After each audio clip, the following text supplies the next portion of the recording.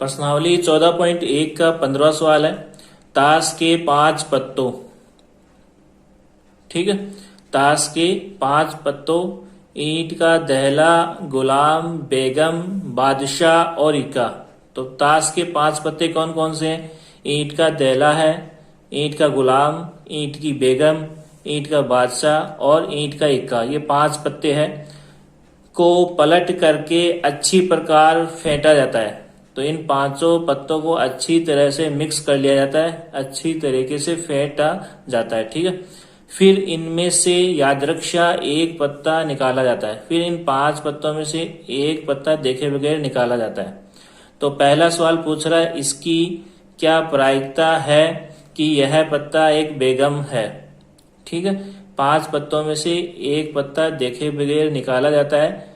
तो ये पूछ रहा है कि जो निकाला गया पत्ता वह बेगम का पत्ता है, इसकी क्या प्रायिकता। पहले सवाल में ये पूछ रहा है। दूसरा देखो, यदि बेगम निकल आती है, यानी जो पहला प्रयोग था 5 पत्तों में से एक पत्ता निकाला जाता है और उसमें अगर बेगम निकल आती है तो उसे अलग रख दिया जाता है। तो उस बेगम को अलग रख दिया जाता है, यानी अब कितने पत्ते बच रहे हैं? 4। और एक अन्य पत्ता निकाला जाता है। तो ये अन्य पत्ता जो निकाला जाता है उन 4 पत्तों में से निकाला जाता है, ठीक है।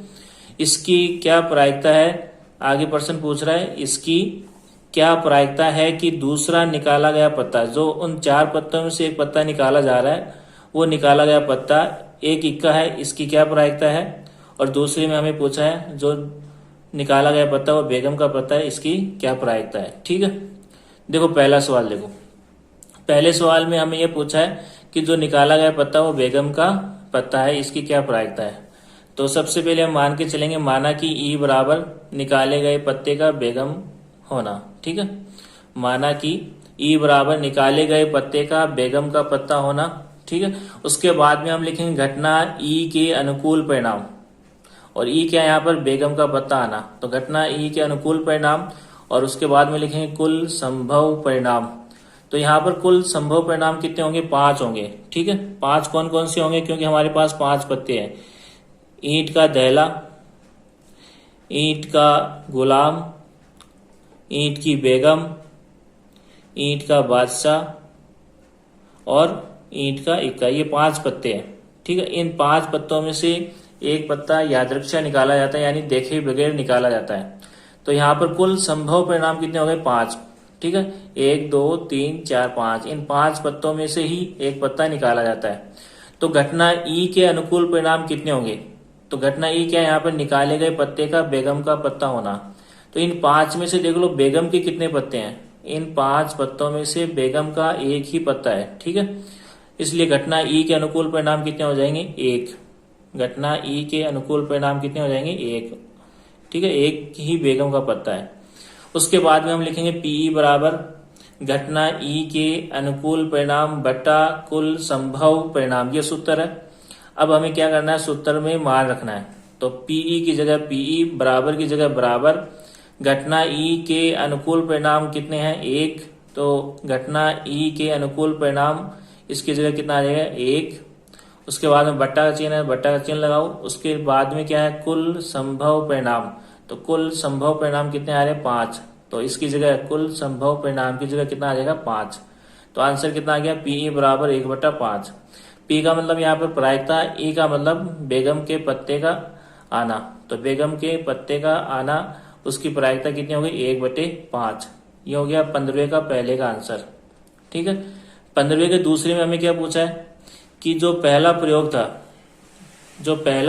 प्रयोग था उसमें से जो पहला पत्ता निकाल रहे हैं वो निकाला गया पत्ता है अगर मान लो बेगम है, तो उसको हम क्या कर रहे हैं? साइड में रख रहे हैं। देखो यहाँ पर प्रश्न पढ़ लो एक बार। यदि बेगम निकल आती है, पहले प्रयोग में यदि बेगम निकल आती है तो उसे अलग रख दिया जाता है और एक अन्य पत्ता निकाला जाता है। फिर जो बेगम को अलग रखने के बाद बाकी कितने पत्ते बचेंगे? 4। तो उन 4 में से एक अन्य पत्ता निकाला जाता है।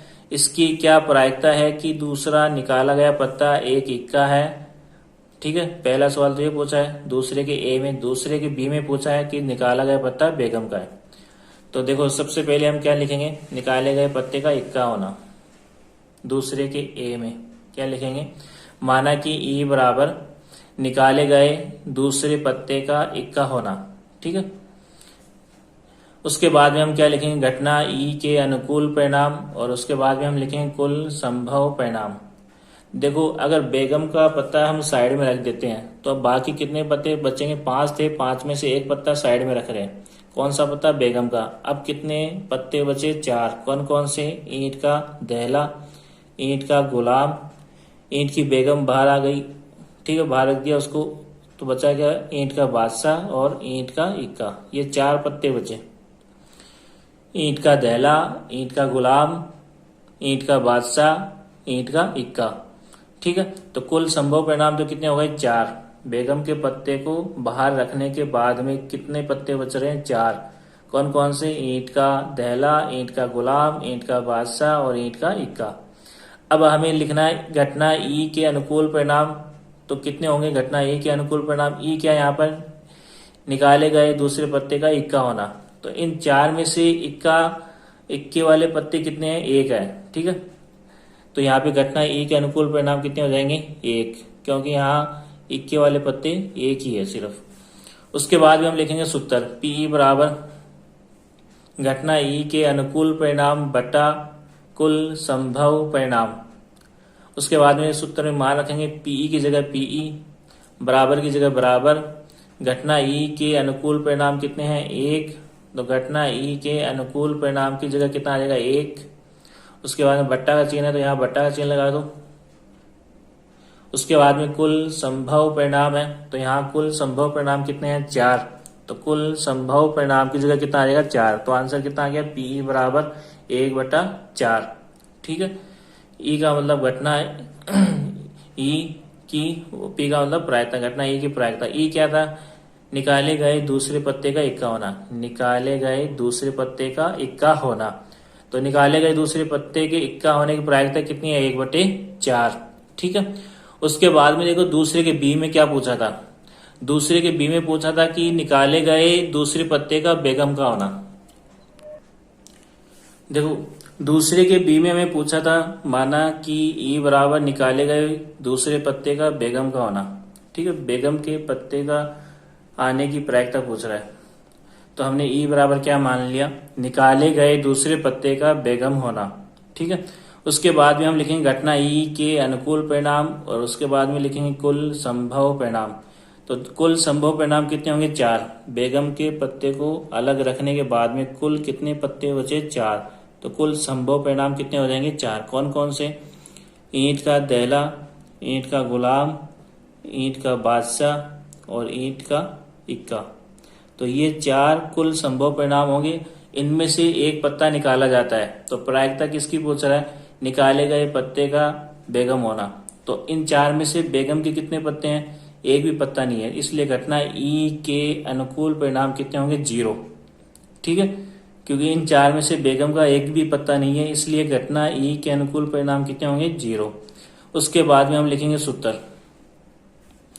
पीई बराबर घटना ई के अनुकूल परिणाम बट्टा कुल संभव परिणाम। और उसके बाद में सूत्र में मान रखेंगे पीई बराबर घटना ई के अनुकूल परिणाम कितने होंगे, 0। तो घटना ई के अनुकूल परिणाम की जगह कितना आ गया, 0, और बट्टा की जगह बट्टा कुल संभव परिणाम। तो कुल संभव परिणाम कितने हैं, 4। तो कुल संभव परिणाम की जगह कितना आ जाएगा, 4। अब देखो 0 में 4 का भाग देंगे कितना आएगा, 0। तो पीई बराबर कितना आ गया, 0। पी का मतलब प्रायिकता और घटना ई का मतलब यहाँ पर है निकाले गए दूसरे पत्ते का बेगम होना। तो दूसरे पत्ते का बेगम का पत्ता होना, इसकी प्रायिकता कितनी है, 0। और जब भी किसी घटना की प्रायिकता 0 आ रही है तो उसको हम क्या बोलते हैं, एक असंभव घटना। ठीक है ना, ऐसा संभव नहीं है क्योंकि यहाँ पे बेगम का पत्ता है ही नहीं, तो बेगम के पत्ते के आने की संभावना या प्रायिकता क्या होगी, 0, यानी असंभव घटना है। ठीक है।